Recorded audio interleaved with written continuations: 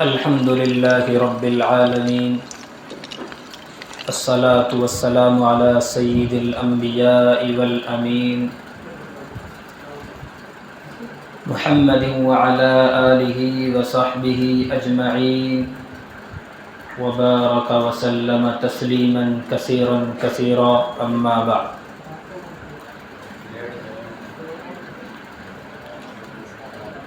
فاعوذ باللہ من الشیطان الرجیم، بسم اللہ الرحمن الرحیم.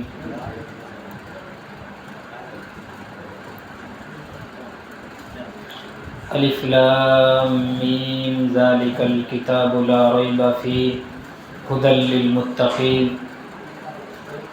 وقال فی موضع آخر شهر رمضان الذي أنزل فيه القرآن هدى للناس وبينات من الهدى والفرقان إلى آخره. وقال في موضع آخر إنا أنزلناه في ليلة القدر وما أدراك ما ليلة القدر ليلة القدر خير من 1000 شهر تنزل الملائكة والروح فيها بإذن ربهم من كل أمر سلام هي حتى مطلع الفجر.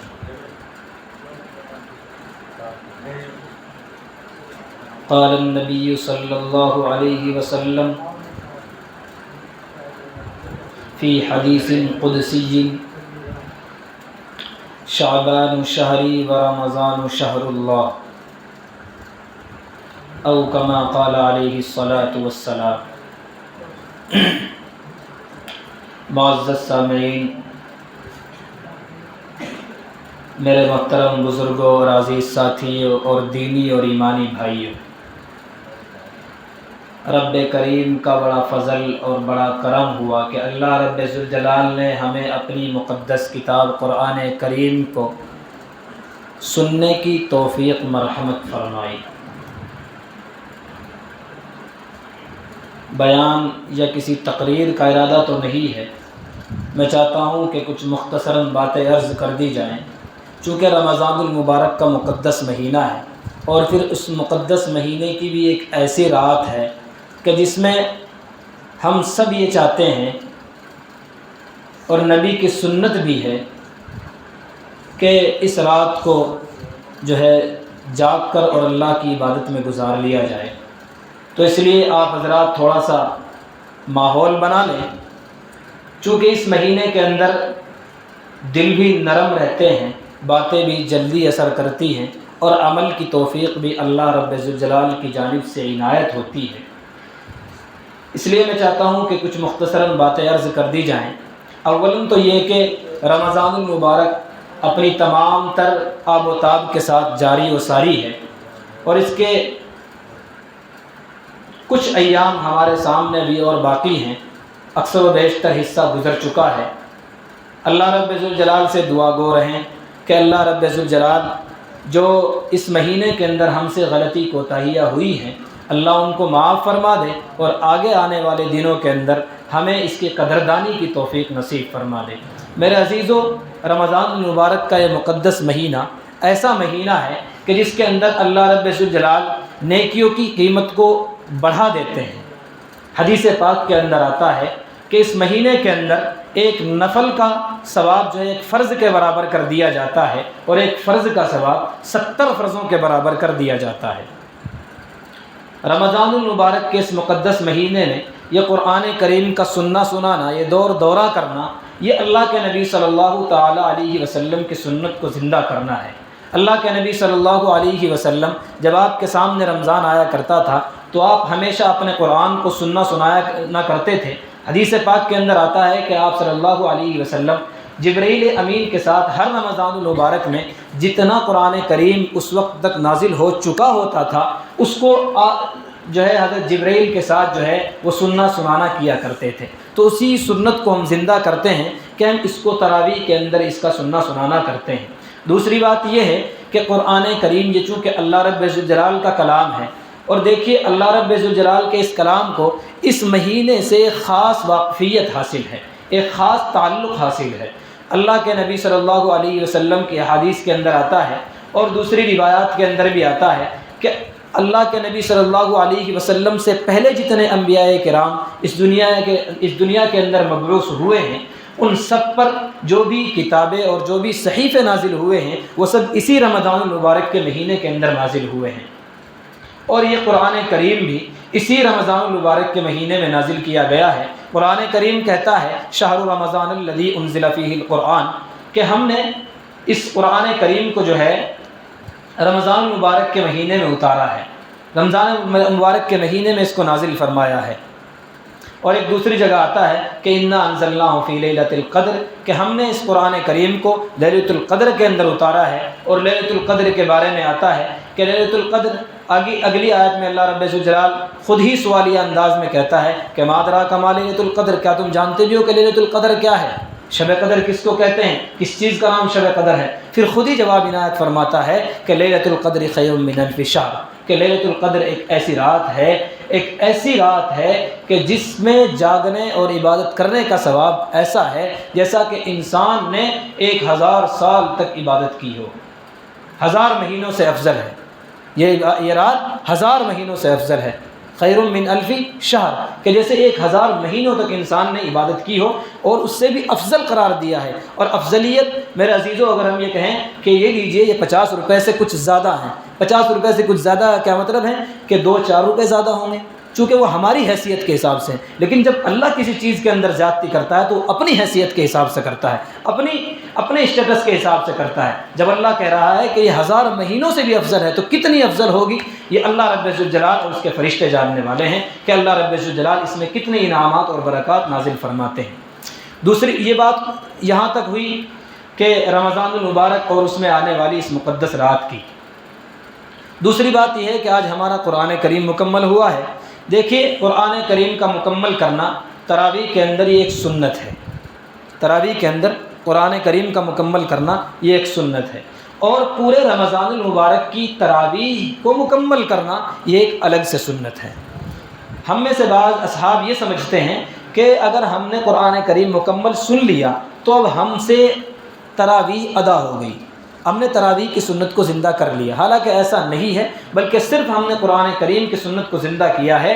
رمضان المبارک کی جو پوری تراویح ہے، یعنی کہ 29-30 روزے تک جو چلتی ہے، وہ تراویح جو ہے وہ رمضان المبارک کی مکمل تراویح ہے، اور وہ ایک الگ سے سنت ہے۔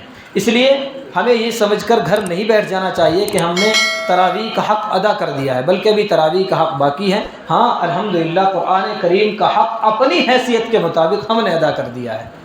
قرآن کریم کا حق ادا تو ہم نہیں کر سکتے، لیکن اپنی حیثیت کے، اپنی ناکارہ حیثیت کے مطابق ہم نے ادا کر دیا ہے۔ اللہ رب الجلال سے اس پہ بھی معافی تلافی کرتے رہیں کہ اللہ جو ہم سے غلطی کوتاہی ہو رہی ہو تراویح کے پڑھنے پڑھانے میں، سننے سنانے میں، اللہ اس کو بھی معاف فرماتا رہے۔ قرآن کریم پڑھنے اور پڑھانے کے اور سننے کے بہت فضیلت حدیث میں اور قرآن کریم کے اندر وارد ہوئی ہیں۔ ایک مختصر سا واقعہ مجھے یاد آ رہا ہے، میں جی چاہتا ہے کہ اس کو بتاتا چلوں۔ ایک صحابی رضی اللہ عنہ تھے، ان کے گھر میں قرآن کریم کا ایک نسخہ رکھا ہوا تھا۔ اس وقت کاغذ کتاب تو ہوا نہیں کرتی تھی، اس وقت چمڑے کے ٹکڑے پر یا کسی ہڈی پر یا کسی اور ایسی چیز پر جو ہے قرآن کریم کو لکھ دیا جاتا تھا اور اس کو اپنے پاس محفوظ کر لیا جاتا تھا۔ تو ایک صحابی کے پاس، میں بہت جلدی بات کو ختم کر رہا ہوں، آپ تھوڑا سا جو ہے سنجیدگی کا ماحول بنائیں، ایسا ماحول بنائیں کہ لگے کہ سن رہے ہیں آپ لوگ۔ روایتی انداز میں سمجھا جائے کہ ہاں بس یہ تو تقریریں ہوتی رہتی ہیں، ایسا نہ کریں، تھوڑا سا ماحول بنا کے رکھیں۔ بالکل جلدی مختصراً بات کر رہا ہوں تاکہ آپ لوگ کو بھی اکتاہٹ محسوس نہ ہو۔ ایک صحابی تھے رضوان اللہ علیہ اجمعین، ان کے گھر میں ایک چمڑے کے ٹکڑے پر قرآن کریم کا کچھ نسخہ رکھا ہوا تھا، اور وہ قرآن کریم کا نسخہ جو ان کے گھر کے اندر رکھا ہوا تھا، تو ایک وقت ایسا ہوا، ایک رات ایسی آئی کہ اس کے اندر بارش آنی شروع ہو گئی، اور ان صحابی کا گھر کچا تھا، اتنا پائیدار اور مضبوط نہیں تھا کہ وہ بارش کی بوندوں کو نیچے تک آنے سے روک سکے۔ ان کی چھت، ہمارے یہاں کے حساب سے ان کی چھت چوا کرتی تھی، ان کی چھت ٹپکا کرتی تھی۔ تو ان کو یہ خدشہ لاحق ہوا کہ اگر یہ قرآن کریم کا نسخہ جو میرے پاس رکھا ہوا ہے، اگر اس کے اوپر کچھ پانی کی بوندیں پڑ گئی تو اس پر سے یہ قرآن کریم جو لکھا ہوا ہے صاف ہو جائے گا، مٹ جائے گا، قرآن کریم ضائع ہو جائے گا، بڑے خسارے کی بات ہے۔ تو انہیں فکر لاحق ہوئی اور سوچنے لگے کہ کیا کرنا چاہیے، اس قرآن کریم کو کیسے محفوظ رکھنا چاہیے۔ تو ان کے دل میں خیال آیا کہ میرے پڑوس میں جس صاحب کا مکان ہے وہ یقیناً ابھی غیر مسلم ہے، کافر ہے، لیکن اس کے یہاں مکان پکا ہے اور پائیدار ہے، وہ چوتا نہیں ہے، میں چاہتا ہوں کہ اس کو اپنے قرآن کو اس کے گھر کے اندر ایک رات کے لیے محفوظ کر دوں، کل صبح ہوتے ہی انشاءاللہ اس کو دوسری جگہ منتقل کر دوں گا۔ تو وہ صاحب کے پاس اس کے دروازے پر پہنچے اور دروازے پر دستک دی، وہ نکل کر باہر آئے تو پوچھا کہ کیا ماجرا ہے؟ تو انہوں نے بتایا کہ دیکھیے یہ قرآن کریم ہے، ہمارے نبی پر نازل ہوا ہے، ہماری مقدس کتاب ہے، ہمارا قانون ہے، ہماری روایت ہے اور بڑی فضیلت والی کتاب ہے، یہ ہمارے دین کا حصہ ہے، لیکن میرا گھر اتنا محفوظ نہیں ہے کہ اس میں اس کی حفاظت کر سکوں، آپ اس کو ایک رات کے لیے اپنے پاس محفوظ رکھ لیں، انشاءاللہ صبح ہوتے ہی میں آپ سے اس کو لے لوں گا۔ خیر وہ صحابی جو ہے اس قرآن کریم کے ٹکڑے کو کہ ان کو سپرد کیا اور اپنے گھر واپس چلے آئے۔ وہ اس کو لے کر وہ صاحب اس کو لے کر اپنے گھر کے اندر گئے اور اہلیہ سے عرض کیا اپنی کہ یہ قرآن کریم ہے، مسلمانوں کی کتاب ہے، یہ مقدس کتاب ہے، ان کے نبی پر نازل ہوا ہے کہ اس کو کسی اونچی جگہ پر اور حفاظت کی جگہ پر رکھ دیا جائے جہاں اس کا ادب اور احترام ملحوظ رکھا جا سکے، جہاں اس کا ادب احترام ملحوظ رکھا جا سکے۔ تو میرے عزیزوں یہ ایک جگہ اس کو رکھا، پھر ان کے دل میں خیال آیا کہ یار یہ پتہ نہیں کتنا مقدس کتاب ہوگا، کتنا بڑا کلام ہوگا، پتہ نہیں یہاں یہ جگہ اس کے قابل ہے بھی یا نہیں، پتہ نہیں یہ جگہ کہیں یہاں اس کی بے حرمتی تو نہیں ہو رہی ہے۔ پھر انہوں نے اس کو اس جگہ سے اٹھایا، دوسری جگہ رکھا، تیسری جگہ رکھا، چوتھی جگہ رکھا، لیکن ان کو اطمینان نہیں ہوا۔ وہ یہ سمجھ رہے تھے کہ شاید پتہ نہیں کتنا مقدس کتاب ہوگا، کتنا بڑا کلام ہوگا کہ کہیں اس کی بے حرمتی نہ ہو جائے، اس کو کہاں رکھا جائے۔ بہت پریشان ہوئے، پھر اپنی اہلیہ سے عرض کرنے لگے کہ آپ ہی کچھ اس کا جو ہے حل بتائیے کہ کیا کیا جائے۔ تو ان کی اہلیہ نے کہا کہ آپ اس کو ایسا کیجئے کہ ایک رات ہی کی تو بات ہے، کہیں اس کی بے حرمتی اور بے ادبی نہ ہو جائے، آپ اس کو ایک کام کریں کہ آدھی رات کے لیے میں اس کو سینے سے لگا کر کھڑی رہتی ہوں اور آدھی رات کے لیے آپ اس کو سینے سے لگا کر کھڑی ہو جانا، صبح ہوگی تو صبح وہ صاحب آئیں گے اور ان کو ان کا کلام دے دیا جائے گا۔ تو یہ ان کے اندر بات طے ہوئی۔ تو اس کی جو بیوی تھی وہ اس کو اپنے سینے سے لگا کر کھڑی ہو گئی، آدھی رات تک وہ کھڑی رہی۔ جب آدھی رات گزری تو اس نے اپنے شوہر کو بیدار کیا اور اس کو اٹھایا اور اس کے ہاتھ میں قرآن کریم کو ٹکڑا دیا اور وہ اس کو سینے سے لگا کر کھڑا ہو گیا۔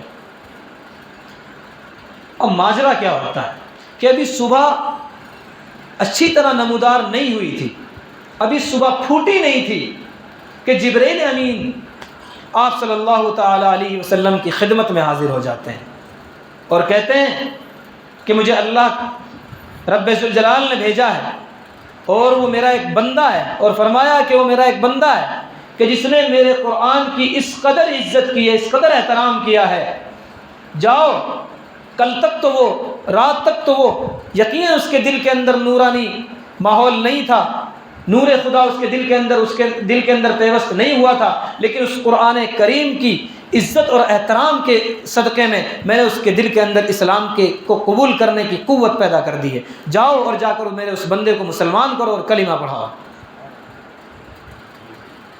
تو اللہ کے نبی صلی اللہ علیہ وسلم اپنے اصحاب کے ساتھ وہاں پہنچتے ہیں تو دیکھتے کیا ہیں کہ گھر کے اندر سے آپ کے پہنچنے سے پہلے کلمہ لا الہ الا اللہ کی صدائیں بلند ہو رہی ہیں۔ تو میرے عزیزو یہ قرآن کریم ایسا مقدس کتاب ہے، تو آپ بتائیں کہ جب ایک غیر ایمان والے کو اس قرآن کریم کے احترام میں ایمان کی ایسی بڑی دولت نصیب ہو سکتی ہے، تو ایمان والا اگر اس کو پڑھتا ہے سنتا ہے تو اس کو کیا کچھ نصیب نہیں ہو سکتا۔ تو ہمیں چاہیے کہ ہم قرآن کریم کو زیادہ سے زیادہ پڑھیں، زیادہ سے زیادہ سنیں۔ جو لوگ پڑھ نہیں سکتے انہیں چاہیے کہ وہ دوسروں سے سننے کی کوشش کریں، اگر سن بھی نہیں سکتے تو کم سے کم اتنا کریں کہ باوضو ہوں اور اخلاص کے ساتھ قرآن کریم کو لے کر بیٹھ جائیں اور صرف اس کو دیکھ لیا کریں، تو انشاءاللہ ثم انشاءاللہ وہ بھی ثواب سے خالی اور محروم نہیں رہ سکتے۔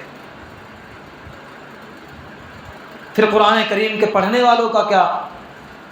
قرآن کریم کے جو پڑھنے والے ہیں، پڑھانے والے ہیں، ان کے بارے میں اللہ کے نبی صلی اللہ علیہ وسلم فرماتے ہیں کہ خیرکم من تعلم القرآن وعلمہ، کہ اللہ کے نبی کی اور دوسری حدیثوں میں آتا ہے، بلکہ قرآن کریم کا یہ فیصلہ ہے کہ تم بہترین امت ہو، کنتم خیر امت، قرآن کریم خود کہتا ہے کہ کنتم خیر امت، کہ تم بہترین امت ہو۔ تو بہترین امتوں میں سے بھی بہتر کون ہے؟ بھائی سونے میں سے ایک تو سونا خود ہی ایک اچھی چیز ہے، خود ہی ایک ایسی قیمتی چیز ہے، اس سونے میں سے بھی یہ کہہ دیجیے جیسے ہمارے یہاں کہا جاتا ہے نا کہ سونے پر سہاگا، تو اس قیمتی چیز میں سے بھی قیمتی چیز کیا ہے؟ بہتر امت میں سے بھی بہتر لوگ کون ہیں؟ تو اللہ کے نبی صلی اللہ علیہ وسلم فرماتے ہیں کہ بہتر لوگ وہ ہیں جو قرآن کریم کو پڑھتے ہیں اور پڑھاتے ہیں، سیکھتے ہیں اور سکھاتے ہیں۔ بہتر لوگوں میں سے بھی بہتر وہ لوگ ہیں کہ جو قرآن کریم کو پڑھتے ہیں، پڑھاتے ہیں، سیکھتے ہیں اور سکھاتے ہیں۔ پھر ان کا اعزاز کیا ہے؟ قیامت کے دن کل اعلان کر دیا جائے گا، اقرأ ورتقی کما کنت ترتل فی الدنیا فإن منزلک عند آخر آیۃ تقرؤها۔ اللہ کی طرف سے اعلان ہو جائے گا کہ اے قرآن پڑھنے والو، تم قرآن کریم کو ایسے ہی پڑھتے جاؤ جیسے کہ تم دنیا کے اندر پڑھا کرتے تھے، پڑھتے جاؤ اور جنت کے درجوں پر چڑھتے جاؤ۔ کل یہ اعلان ہو جائے گا قرآن پڑھنے والوں کے لیے کہ پڑھتے جاؤ اور جنت کے دروازے پر درجوں پر چڑھتے جاؤ۔ تمہاری آخری منزل وہی ہوگی جہاں تم قرآن کریم کی آخری آیت کو پڑھو گے۔ جہاں قرآن کریم کی آخری آیت ہوگی وہی تمہاری منزل ہوگی، وہی تمہارا ٹھکانہ ہوگا۔ پھر اللہ کے نبی صلی اللہ علیہ وسلم ایک دوسری حدیث کے اندر ارشاد فرماتے ہیں کہ انما العلماء ورثۃ الانبیاء، کہ علماء علم کو پڑھانے والے، اللہ سے قرب حاصل کرنے والے انبیاء کے وارث ہیں۔ تو میرے عزیزو، وارث کون ہوتا ہے؟ وارث وہ شخص ہوتا ہے کہ جو اپنی باپ کی میراث کو سنبھالنے والا ہو، جو اپنے باپ کی جائیداد کو، مال و دولت کو سنبھالنے والا ہو۔ اب آپ اگر دیکھیں کہ ایک شخص پہلوان ہے، ہٹا کھٹا ہے، اور اس کا بچہ جو ہے وہ اپاہج ہے، ہاتھوں پیروں سے معذور ہے۔ اب اگر باپ مر جاتا ہے تو آپ ایمانداری سے بتائیں، قسم اٹھا کر، کہ اب اس کا وارث کون بنے گا؟ باپ پہلوان تھا، جس کا لوہا تھا دنیا کے اندر، جو سامنے والوں کو آنکھوں میں پچھاڑ دیا کرتا تھا، لیکن بیٹا اپاہج ہے۔ اب بتاؤ وارث کون بنے گا؟ وہ بیٹا بنے گا یا نہیں بنے گا؟ چونکہ اس کا بیٹا ہے، وہی اس کا وارث بنے گا، وہی وارث ہے۔ جب اللہ کے نبی صلی اللہ علیہ وسلم نے ارشاد فرما دیا کہ علماء میرے وارث ہیں، انبیاء کے وارث کون ہیں؟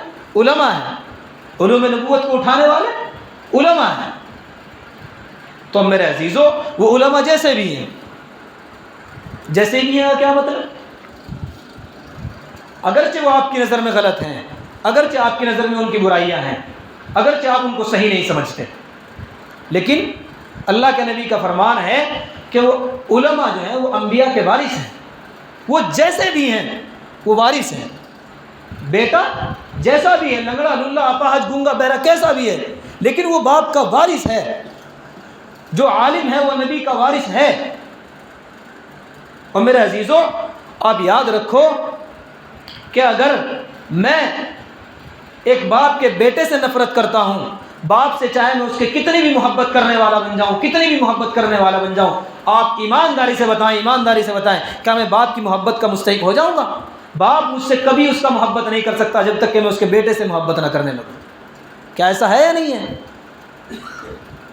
اگر میری کوئی اولاد ہے، اگر آپ اس سے بغض رکھتے ہیں، اس سے عداوت رکھتے ہیں، اس سے دشمنی رکھتے ہیں، آپ میرے بیٹے سے تو بغض رکھتے ہیں، عداوت رکھتے ہیں، دشمنی رکھتے ہیں، میں آپ سے محبت کرنے لگ جاؤں گا؟ بالکل نہیں کر سکتا۔ اگر آپ میرے بیٹے سے محبت کریں گے تب میں آپ سے محبت کر سکتا ہوں۔ تو میرے عزیزو، اگر ہم انبیاء کے وارثین سے محبت کریں گے تب ہم انبیاء کی اور نبی کی محبت کے حقدار بن سکتے ہیں۔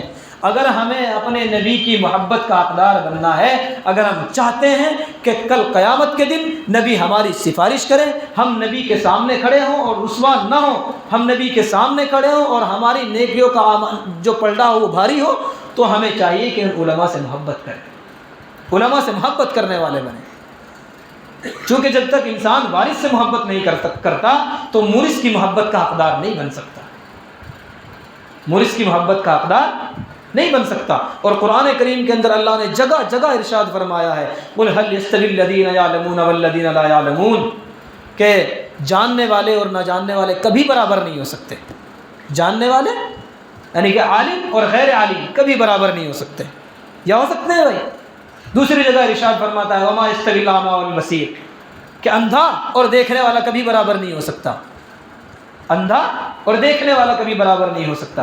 اندھا کون شخص ہے؟ جس کے پاس علم نہیں وہ اندھا ہے، اور جس کے پاس علم ہے وہ دیکھنے والا ہے. ولا الظلمات ولا النور، کہ روشنی اور اندھیرا کبھی برابر نہیں ہو سکتے. روشنی اور اندھیرا کبھی برابر نہیں ہو سکتے. اور روشنی سے مراد کیا ہے؟ علم ہے. اللہ کے نبی کی حدیث ہے العلم نور، علم روشنی ہے، علم ایک چراغ ہے. اور ایک مختصر سی مثال یہ بھی سمجھ لیں کہ میرے عزیزو، ایک دو شخص ہوں اور وہ اندھیرے کے اندر چلے جا رہے ہیں. دو شخص اندھیری رات کے اندر چلے جا رہے ہوں، اور ایک کے پاس ان میں سے چراغ ہو اور دوسرے کے پاس چراغ نہ ہو. ایک کے پاس لائٹ ہو، دوسرے کے پاس لائٹ نہ ہو. اگرچہ جس کے پاس لائٹ ہے اگر اس کی لائٹ بند بھی ہو جائے، اگر اس کی لائٹ بند بھی ہو جائے، پھر بھی امید کی جا سکتی ہے کہ شاید ہو سکتا ہے کہ کچھ دور آگے چلنے کے بعد اس کی وہ لائٹ جو بند ہوئی ہے وہ جل جائے اور اس کو راستہ صحیح معلوم ہو جائے. لیکن جس کے پاس لائٹ ہی نہیں ہے، آپ بتاؤ وہ اندھیری رات کے اندر راستہ صحیح معلوم کر سکتا ہے؟ کبھی صحیح راستے پر چل سکتا ہے؟ وہ کبھی نہیں چل سکتا. تو ایسا ہی ہے کہ میرے بھائی، اگر عالم اپنے راستے سے بھٹک بھی جائے، اگر عالم غلط بھی ہو جائے، تو امید ہے کہ کل اس کو اللہ تعالیٰ ہدایت دے دے اور علم کی روشنی میں وہ اپنی ہدایت پا جائے. لیکن جس شخص کے پاس علم ہی نہیں ہے، جس شخص کے پاس دیکھنے کے لیے لائٹ ہی نہیں ہے، ٹارچ ہی نہیں ہے، تو وہ راستہ دیکھے گا کیسے؟ وہ نہیں دیکھ سکتا، بالکل نہیں دیکھ سکتا. تو اس لیے ہمیں چاہیے کہ ہم جو ہے اپنے علماء کی قدر کریں. حضرت مولانا اشرف علی تھانوی صاحب رحمۃ اللہ علیہ کے پاس ایک شخص آیا اور کہنے لگا کہ حضرت آپ مجھے یہ بتائیے کہ کیا بے نمازی کے یہاں رشتہ کیا جا سکتا ہے؟ بے نمازی کے یہاں رشتہ کیا جا سکتا ہے؟ تو حضرت نے فرمایا کہ ہاں، بے نمازی کے یہاں رشتہ کیا جا سکتا ہے. وہ اس لیے کہ بے نمازی وہ اللہ کے حکم کو توڑنے والا ہے. بے نمازی اللہ کے حکم کو توڑنے والا ہے. ہو سکتا ہے کل اللہ اس کو اپنی لاٹھی سے ہانک کر اپنے حکم کی طرف لے آئے. ہو سکتا ہے کل اللہ تعالیٰ اس کو ہدایت دے دے اور اس کو توفیق دے دے کہ وہ اس کے حکم کو پورا کرنے والا بن جائے. اس سے آگے جملہ ارشاد فرمایا حضرت مولانا اشرف علی تھانوی صاحب رحمۃ اللہ علیہ نے کہ ہاں، علماء کو برا بھلا کہنے والے کے یہاں رشتہ کرنا جائز نہیں ہے. کہنے لگے کہ چونکہ جو شخص نمازی نہیں ہے، امید ہے کہ کل اس کو توفیق ہو جائے، وہ نمازی ہو جائے. لیکن جو شخص علماء کو برا بھلا کہنے والا ہے، اس کے حق میں امید نہیں کی جا سکتی، بلکہ اس کے تو ایمان کا بھی خطرہ ہے کہ پتہ نہیں وہ مومن بھی ہے نہیں ہے، پتہ نہیں وہ مومن بھی ہے نہیں ہے. اس لیے ہمیں چاہیے کہ ہم جو ہے اپنے علماء کی قدردانی کرنے والے بنیں. اپنے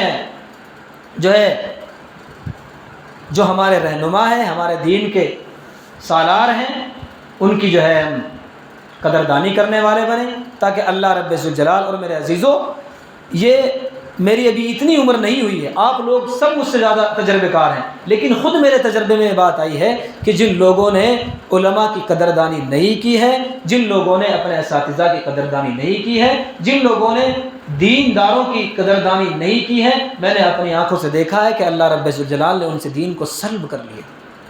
میں نے اپنی آنکھوں سے دیکھا.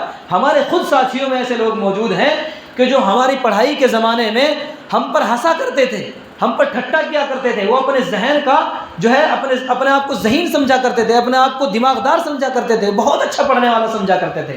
لیکن جو ہے اپنے اساتذہ کی، اپنے علماء کی، اپنے اکابر کی انہوں نے قدر نہیں کی ہے، انہوں نے ان کا عزت احترام نہیں کیا ہے. اللہ نے ان سے دین کو سلب کر لیا. آج سڑکوں پر کوئی جو ہے سبزی بیچتا پھر رہا ہے. کتنے ہمارے ساتھی تو ایسے ہیں کہ جو آج سہارنپور کے اندر رکشہ چلا رہے ہیں. وجہ کیا ہے؟ کہ انہوں نے دین کی اور دینداروں کی قدردانی نہیں کی.